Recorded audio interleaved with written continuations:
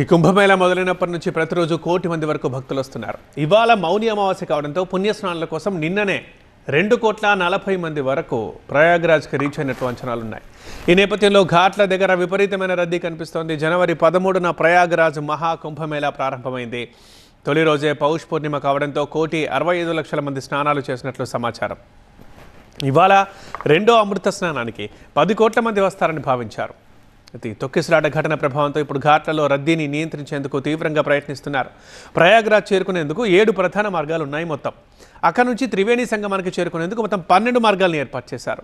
ఈసారి crowd management కోసం standard operating procedures SOP యాప్ని యూపీ ప్రభుత్వం ప్రవేశపెట్టింది. డ్యూటీ చార్ట్లు, route planning, traffic management, pontoon bridge ఏర్పాట్లతో పాటు క్రౌడ్ కంట్రోల్ ప్లాన్లు చేశారు. అయినా ఇవాళ అపశృతి చోటు చేసుకుంది కుంభమేళాలో. మౌనమావాస్యలో స్నానమాచరిస్తే పాపాలన్నీ హరిస్తాయని భక్తుల విశ్వాసం. అందుకే అఘోరాలు, సామాన్యులు, నాగసాధువులు, ఇతర సాధువులు అందరూ ప్రయాగ్రాజ్ వెళ్లి స్నానమాచరిస్తారు. ఈరోజు ఈ శుభముహూర్తంలో పుణ్యస్నానం ఆచరించాలని చాలామంది ఇంట్రెస్ట్గా ఎదురుచూస్తున్నారు.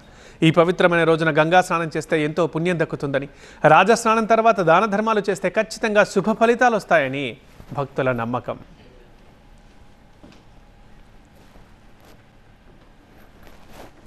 లక్షలాదిగా తరలి వచ్చిన భక్తులతో కిక్కిరిసిన సంగం ఘాట్ మనం చూస్తున్నాం.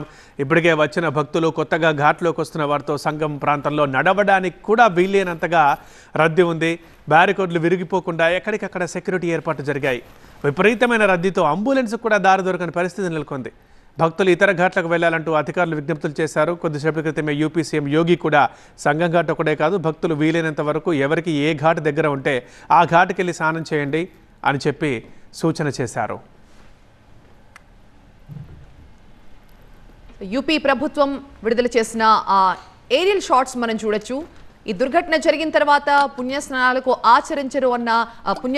ఆచరించడానికి అనుమతించరన్న వార్తలు, పుకార్లు వస్తున్న నేపథ్యంలో యూపీ ప్రభుత్వం ఈ డ్రోన్ షాట్స్ ని విడుదల చేసింది.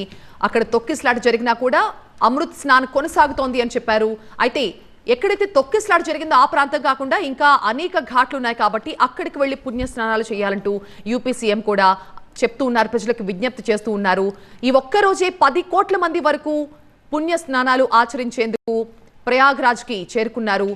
అంతమందికి కూడా ఎలాంటి ఇబ్బందులు కలగకుండా అన్ని ఏర్పాట్లు అధికారులు చేశారు. అయితే ఈ తెల్లవారుజామున మాత్రం ఒక ఘోర ప్రమాదం, విషాదం అక్కడ చోటు చేసుకుంది.